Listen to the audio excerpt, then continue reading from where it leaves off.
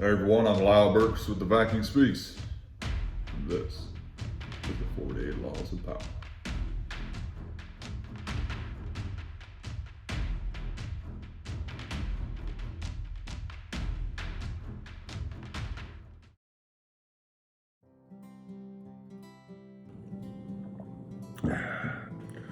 Hey, good morning everyone. It's Lyle Burks with the Viking Speaks. Welcome back to day 54 of the 90-day video challenge. Record law 15 of the 48 Laws of Power. Crush your enemy totally. All great leaders since Moses have known that a feared enemy must be crushed completely. Sometimes they have learned this the hard way. If one ember is left alive, no matter how dimly it smolder, the fire will eventually break out. More is lost through stopping halfway than through total annihilation. The enemy will recover and will seek revenge. Crush him, not only in body, but in spirit.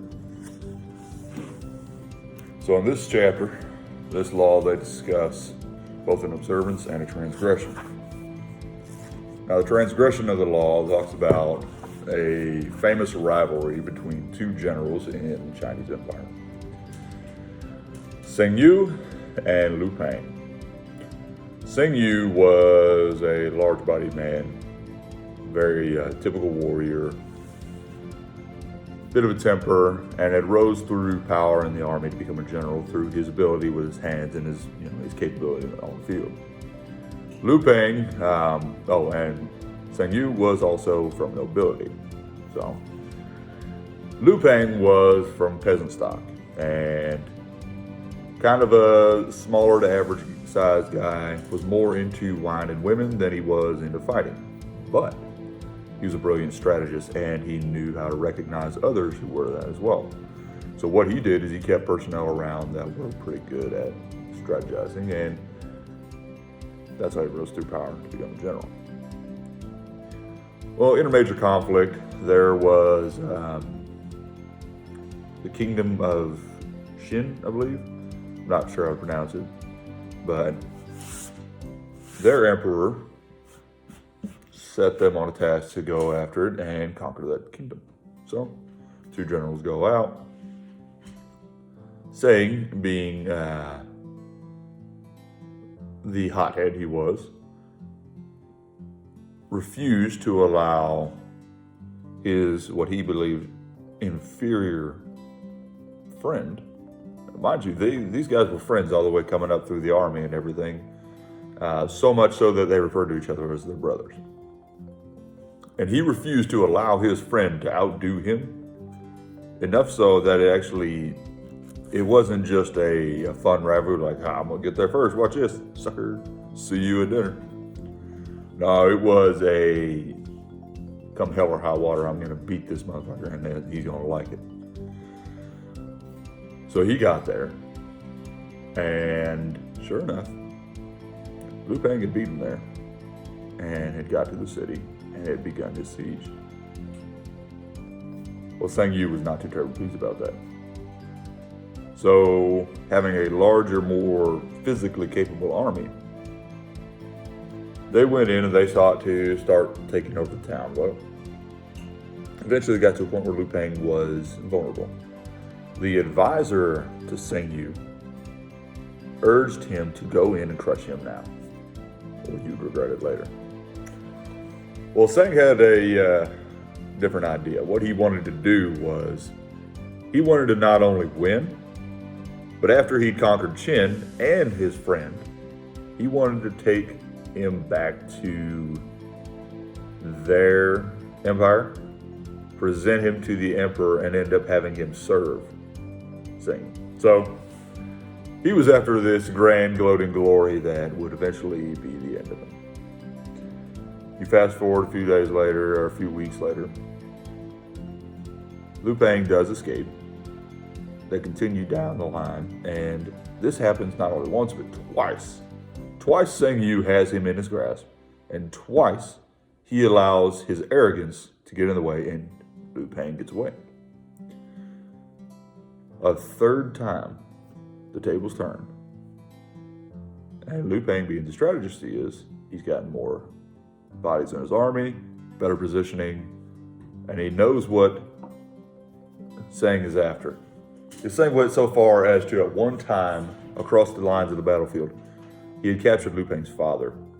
And he said, "Surrender yourself or I will boil your father alive." Well, Liu Peng wasn't very threatened by that. And what he said in return was, "Are we not bound as brothers? So therefore, if my father is your father, and if you wish to boil your father alive, go ahead and send me a bowl of the soup." Now, this guy had balls. He wasn't playing around.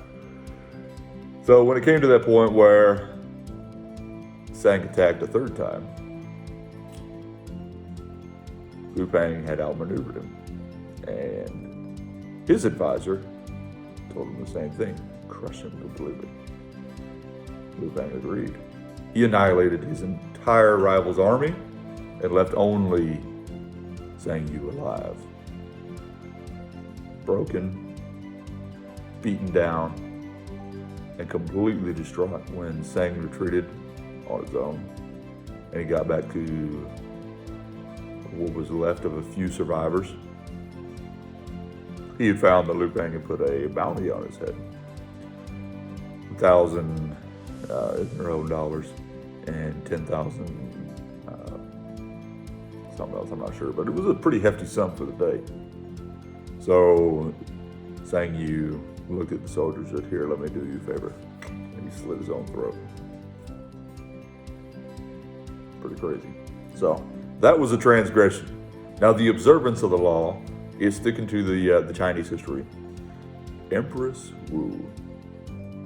This lady was ruthless. You want to talk about a Cleopatra or another one? Whew.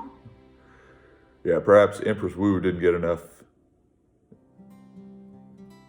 attention in history, because what she did, she was the daughter of a duke, and she was young and beautiful, and the emperor at the time, and I forget the emperor's name, but it was around 640 BC. 640 AD. She eventually became one of the concubines. And she used her strong personality and her wiles and beautiful looks to gain favor with the emperor.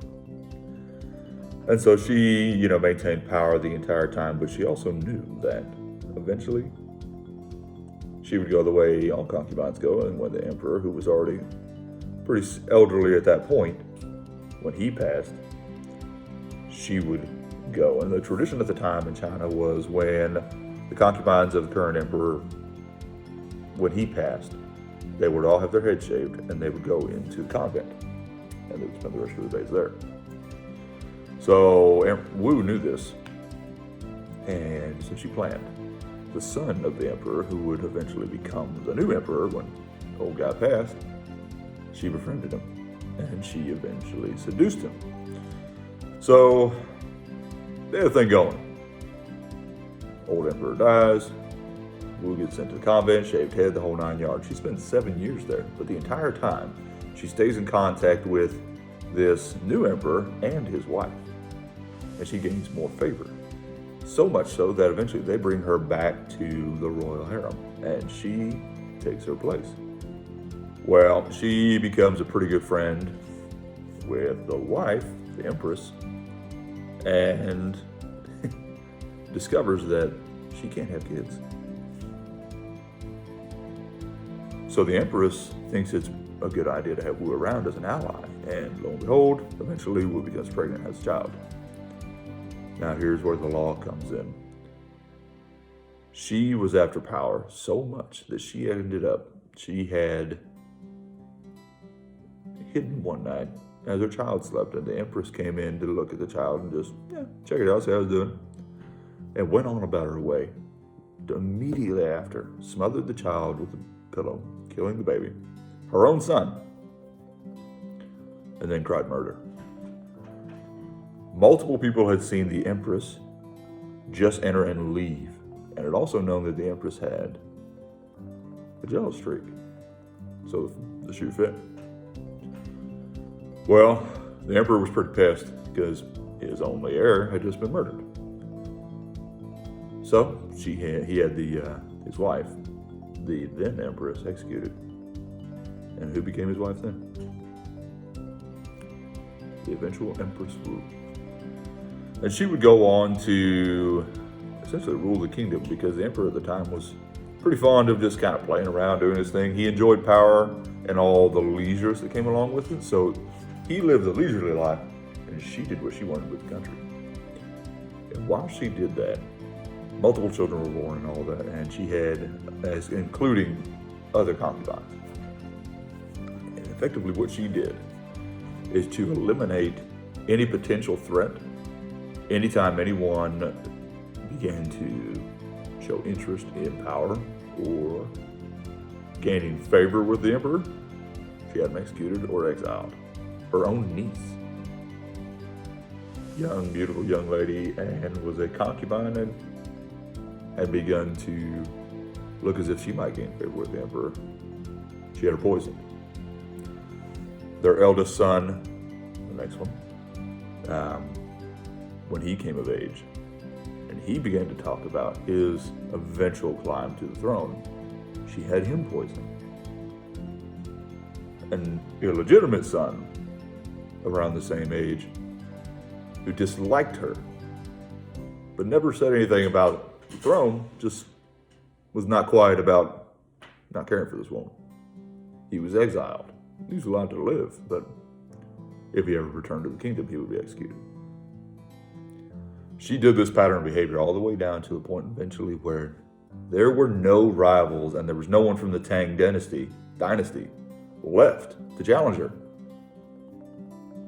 And eventually she claimed that she was not only empress, but a divine descendant from Buddha himself. And eventually she would become known as the divine and noble Empress of China, Empress Wu. She crushed her enemies totally, had no mercy, and ruled all the way until her 80s, when she was forced to abdicate due to age and health. So, man, this law, I think that says it all. Not much left here, so hope you have a wonderful day. I'll talk to y'all tomorrow. Much love. Bye now.